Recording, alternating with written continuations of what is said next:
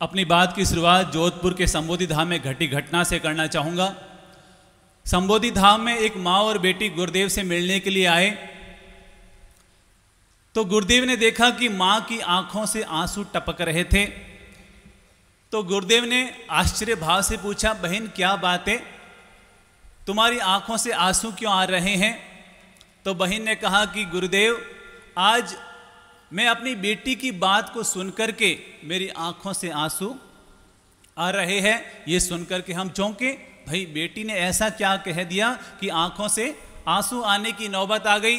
तो उसने कहा कि गुरुदेव, ये दुख के आंसू नहीं हैं, ये दुख के आंसू नहीं है, ये खुशी और हर्ष के आंसू है। ये सुनकर के हम और चौंके। फिर गुरुदेव ने पूछा, आखिर ऐसा क्या हुआ कि आपकी आंखों से हर्ष और खुशी के आंसू, वो भी बेटी की बात को सुनकर के आ रहे हैं? तो माँ ने बड़ा प्यारा जवाब दिया कि गुरुदेव, मेरी बेटी लगभग 22 साल के करीब होती जा रही है। मैंने उससे पूछा कि बेटा, अब तेरी उम्र बहुत बड़ी होती जा रही है, तूने पढ़ाई भी अच्छी कर ली है, अब हम तेरे लिए वर भी खोजने के लिए आगे बढ़ने वाले हैं। बस तुझसे एक सवाल ये पूछना चाहती हूँ कि ये बता, तुम बड़ी होकर के क्या बनना चाहती?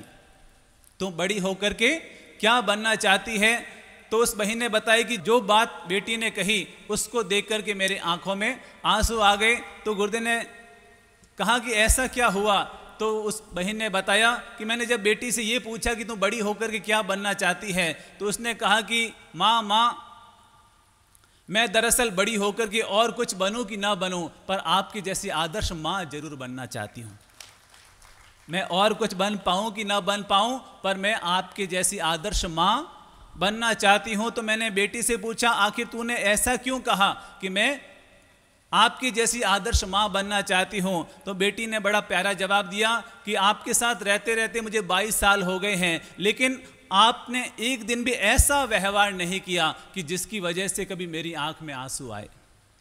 आपने आज तक कभी ऐसा व्यवहार नहीं किया कि मेरी आंख में आंसू आए। आपने मेरे दादा दादी की अब तक जम कर के सेवा की है और मेरे पापा को आपने हमेशा सपोर्ट किया है, हमेशा आगे बढ़ने के लिए मोटिवेट किया है। कभी आपने उनके पाँवों की कभी बेड़ी और बंधन नहीं बने हैं, हमेशा आपने उनको आगे बढ़ाने के लिए सपोर्ट किया है। और आजकल जो नज़ारा देखने को मिलता है कि जैसे ही कोई लड़की बहू बन करके आती है तो अपने पति को अपने माँ बाप से अलग करने का काम करती है, पर आप वो आदर्श बहू है जो आपने सास ससुर से पति को अलग करने की बजाय उनकी जम करके सेवा की है और अपने पति को हमेशा अपने माँ बाप के काम आने के लिए, उनकी सेवा करने के लिए मोटिवेट किया है। और कभी हमसे गलती भी हो गई तो हम पर आपने गुस्सा नहीं किया, कभी हमसे गलती हो गई तो आपने कभी हम पर गुस्सा नहीं किया, वरन अलग में ले जाकर हमको समझाया कि बेटा जीवन में ऐसा करना चाहिए, ऐसा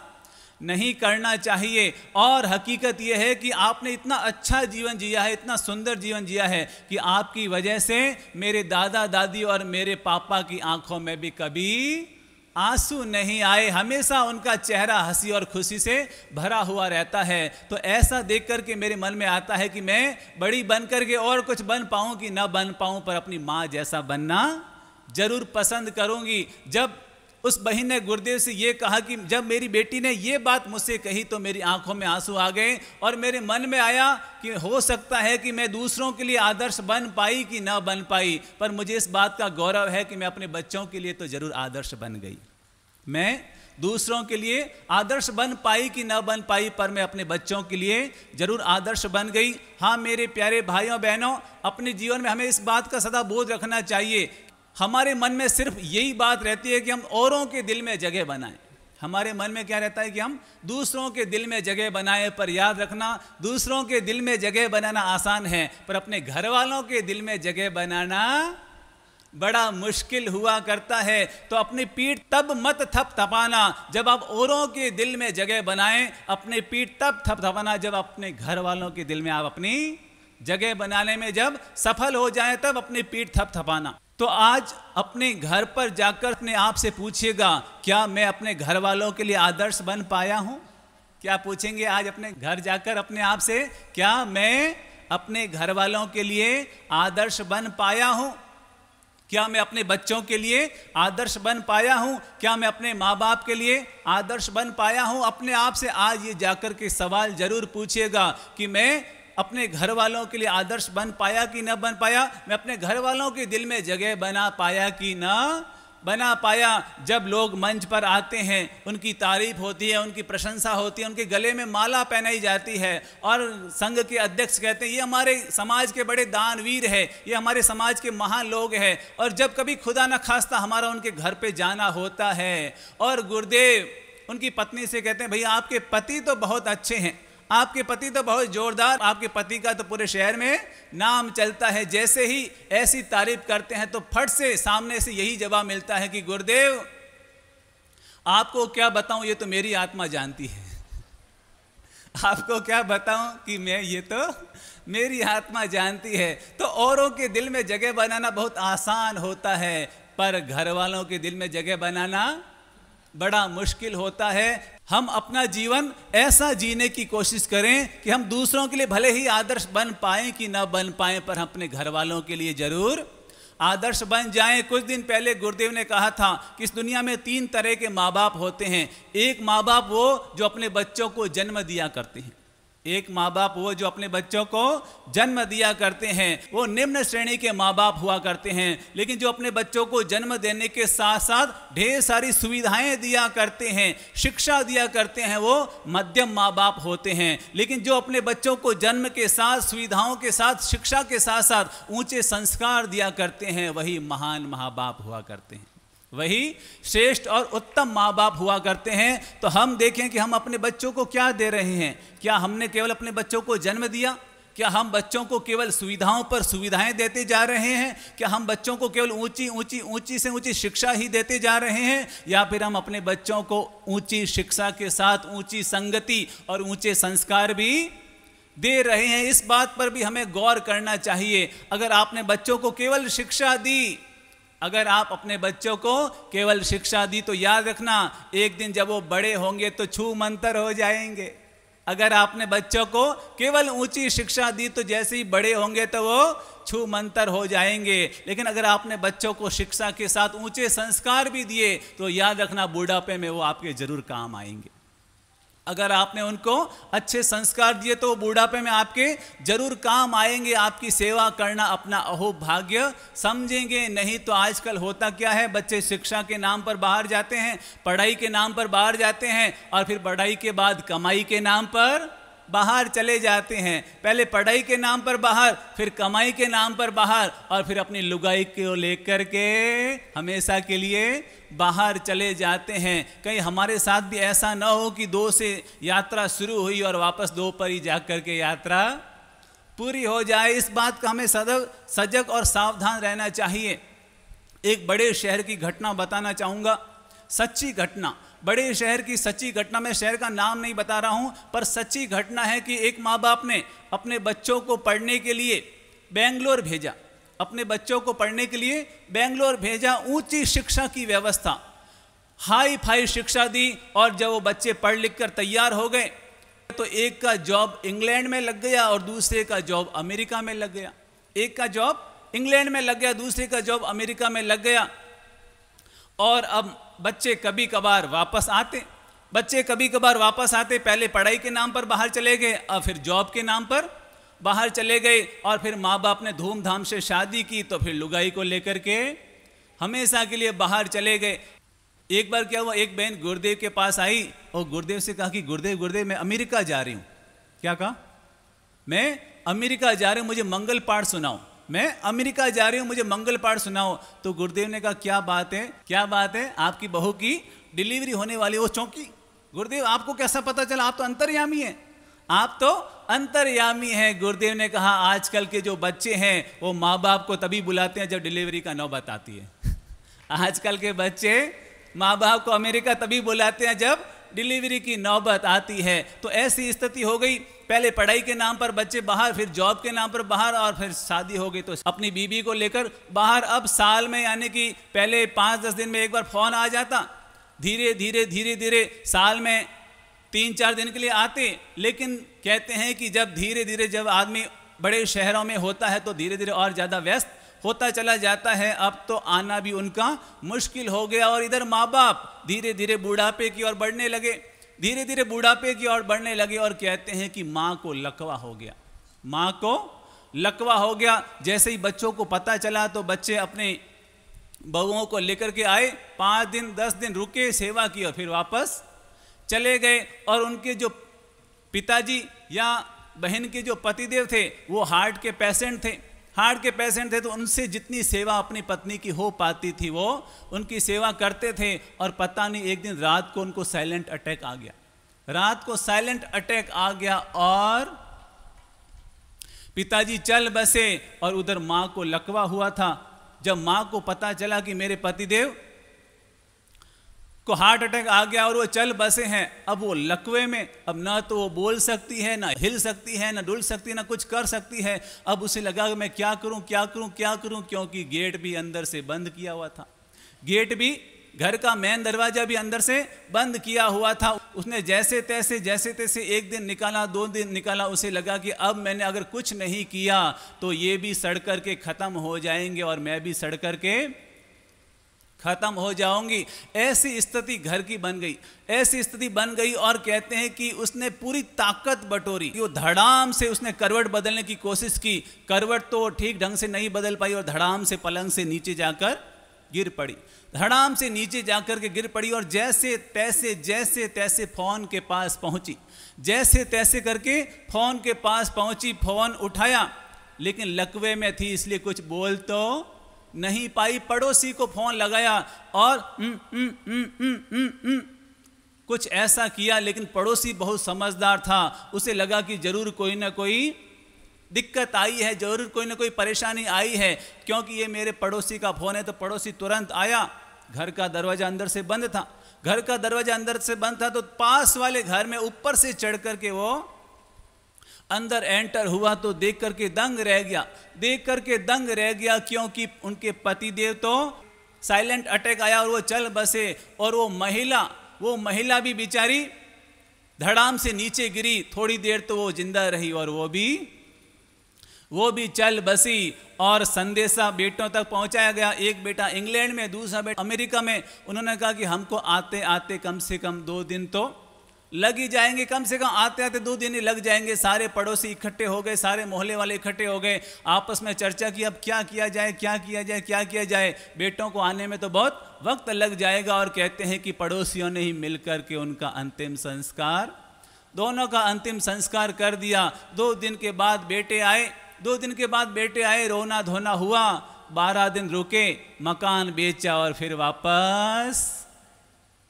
वापस रफू चक्कर हो गए, फिर वापस रफू चक्कर हो गए। जब ये नज़ारा देखा तो पड़ोसियों को मन में आया कि काश इन्होंने अपने बच्चों को बाहर नहीं भेजा होता तो आज ऐसी दुर्दशा नहीं होती। तो हमें समय रहते सावधान होने की ज़रूरत है कि हम कहीं ऐसा ना हो कि बच्चों को अच्छी शिक्षा देने के चक्कर में कहीं ऐसा ना हो कि वो हमसे हमेशा के लिए दूर हो जाए। तो अपने बच्चों को संस्कार देने के लिए हमें हमेशा सजग रहना चाहिए, हमेशा सावधान रहना चाहिए। न केवल उनको संस्कार देने के लिए वरन खुद का जीवन भी हमें आदर्श भरा बनाने के लिए भी सजग रहना चाहिए। दरअसल होता ही है कि हम बच्चों को तो संस्कार देने के पीछे ऐसे पड़ जाते हैं कि हम खुद को तो संस्कारित करना ही भूल जाते हैं, खुद को संस्कारित करना ही हम भूल जाते हैं। और बच्चों को कहते रहते हैं कि बेटा ऐसा कर, ऐसा कर, ऐसा कर, ऐसा कर। परिणाम पहले हमें अपने आप को आदर्श भरा जीवन बनाने की जरूरत हुआ करती है। इसीलिए गुरुदेव कहते हैं कि अपने बच्चों के लिए केवल विल छोड़कर मत जाओ,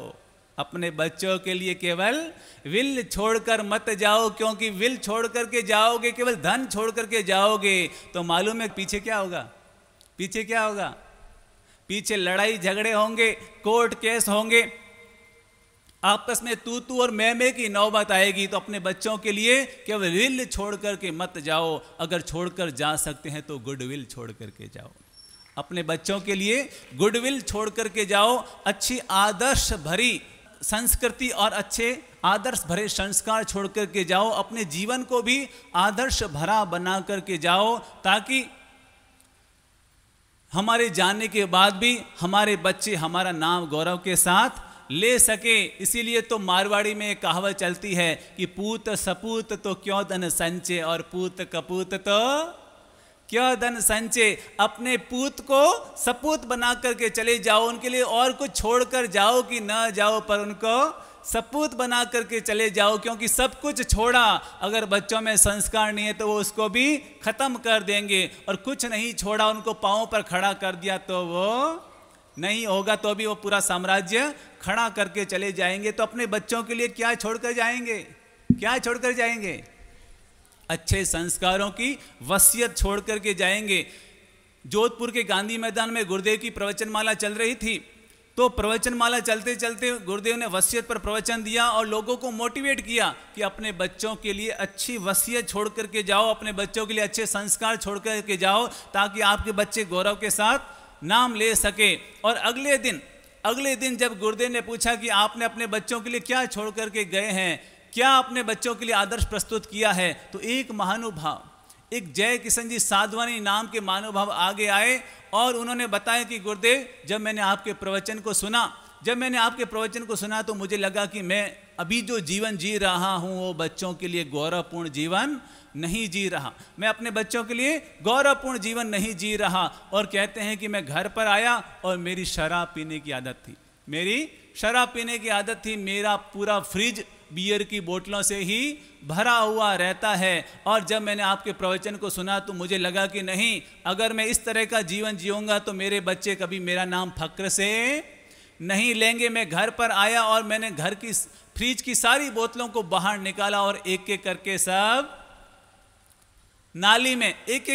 मैंने नाली में खाली कर दिया और सारी शराब को मैंने फेंक दिया। तो मेरी पत्नी ने कहा, अरे ये क्या कर रहे हो, इतनी सारी शराब की महंगी बोतलों को नाली में डाल रहे हो। तो उन्होंने बड़ी प्यारी बात कही कि मैं गुरुदेव का प्रवचन सुनकर के आया हूं और मुझे लगा कि मैं अपने बच्चों के लिए दुर्व्यसनों वाली वसीयत छोड़कर नहीं जाना चाहता, मैं अपने बच्चों के लिए संस्कार की वसीयत छोड़ करके जाना चाहता हूं। और वो पत्नी गुरुदेव के पास आई और उन्होंने बताया कि गुरुदेव, आपके प्रवचन का ये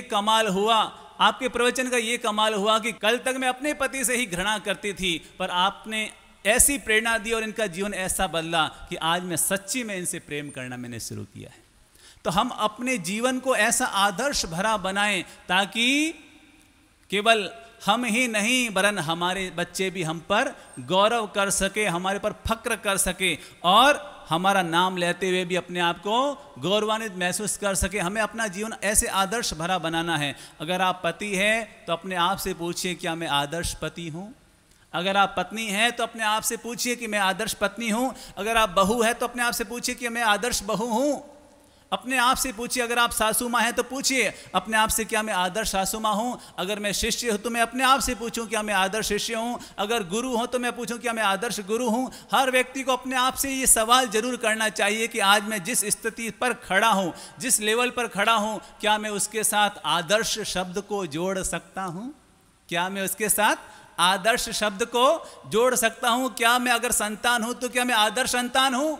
क्या मैं आदर्श संतान हूं? अपने आप से पूछिए, अपने आप को झकझोरिए, अपने आप से सवाल कीजिए, तो आपके अंतर से ही आपको ज्ञान मिलेगा और आपको मार्गदर्शन मिलेगा कि नहीं, मुझे अपने जीवन को और ठीक करने की जरूरत है, मुझे अपने जीवन को और ठीक करने की जरूरत है। क्योंकि याद रखना वही बच्चा स्कूल जाने से घबराया करता है जो अपना सही तरीके से होमवर्क नहीं किया करता है, और वही युवक एग्जाम देने से घबराया करता है जो ठीक ढंग से तैयारी नहीं करता है। और चुनाव आने पर कौन नेता घबराता है? चुनाव आने पर कौन नेता घबराता है? जिसने 5 वर्ष जनता की सेवा नहीं की, वही चुनाव आने पर घबराया करता है। और इनकम टैक्स की रेड पड़ जाए तो कौन व्यापारी घबराता है? जिसके खाते सही नहीं है वही घबराता है। ठीक वैसे ही यमराज आने पर वही व्यक्ति घबराया करता है जिसने अपने जीवन को सही ढंग से नहीं जिया है। यमराज आने पर वही घबराता है जिसने अपने जीवन को सही ढंग से जिया नहीं, अपने जीवन को आदर्श भरा नहीं बनाया है। तो अपने जीवन को इस तरह से जियो कि आपको खुद पर ही संतोष हो। अपने जीवन को इस तरह से जियो कि हमें खुद पर संतोष हो, खुद पर तृप्ति हो, खुद पर गौरव हो। और मौत चाहे कल आए कि आज आए, जब भी आए हम उसके लिए तैयार हो। जब भी मौत आए हम उसके लिए तैयार हो। अपने जीवन को हमें इस तरह आदर्श भरा बनाने की कोशिश करनी चाहिए। एक बार क्या हुआ, एक बहुत प्यारी घटना है। एक लड़के ने एक लड़की से शादी की और उसको अपने घर लेकर के आया, तो माँ ने उसको अस्वीकार कर दिया, क्योंकि लड़की अपने साथ दहेज लेकर के नहीं आई थी। अपने साथ दहेज लेकर के नहीं आई थी तो माँ ने अपने बेटे को, अपने बहू को घर से निकाल दिया कि मुझे ऐसी बहू नहीं चाहिए। बेटे ने बहुत समझाया कि माँ ये बहुत संस्कारी है, बहुत गुणवान है, तेरी खूब सेवा करेगी, लेकिन माँ को स्वीकार नहीं हुआ। माँ को स्वीकार नहीं हुआ और वह घर से बाहर निकाल दिया। तो जाते जाते बेटे और बहू ने माँ से कहा कि हम भले ही इस घर से जा रहे हैं और किराए के मकान में रह रहे हैं, पर माँ हमारी ये विनती है कि हमारा घर आपके लिए सदा खुला हुआ रहेगा। और उस माँ के 2 बेटे और एक बेटी और थी। उस माँ के 2 बेटे और एक बेटी और थी, और उसने अपने दोनों बेटों की शादी बड़े बड़े घरों में की और खूब सारा दहेज लेकर के बहुएं घर में आई।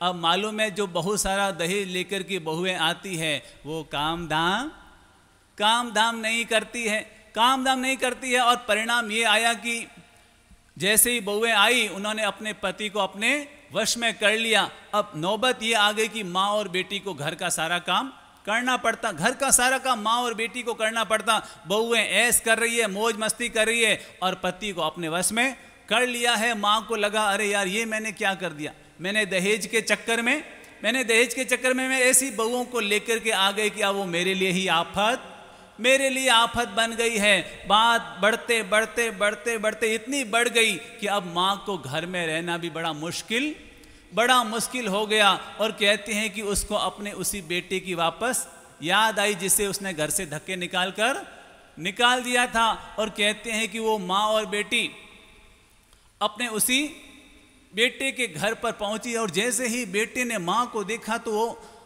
उसने साष्टांग माँ को प्रणाम किया, और माँ को प्रणाम करते हुए कहा, माँ मुझे मालूम था कि एक दिन तू जरूर आएगी। और उनको मान सम्मान के साथ अंदर लिया गया। और उस बेटे ने अपनी बहन की, जैसे ही वो सगाई के लायक हुई तो उसकी सगाई भी कर दी, उसकी शादी भी कर दी, और अपनी माँ की खूब सेवा की। बेटे और बहू ने माँ की खूब सेवा की, इतनी सेवा की कि उनकी सेवा को देख करके माँ की आंखों में आंसू आ गए।